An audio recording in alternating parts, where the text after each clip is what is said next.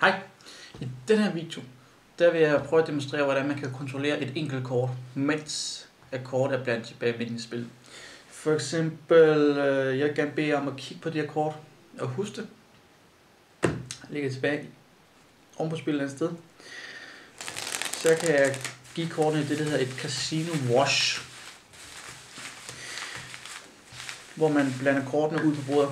Det er blandt andet med til at kontrollere, med til at sikre en hver form for snyd. Eller det er i hvert fald det, jeg har hørt.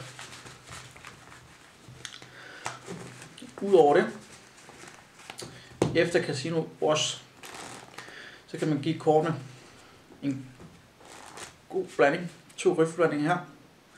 Og så efterfulgt af et strip. Efterfulgt af endnu en riffblanding. Og så tager man af en gang til. Nu er kortene blandet i forhold til almindelige casino-procedurer, men alligevel så er jeg rimelig sikker på, at det er jeres kort der på toppen.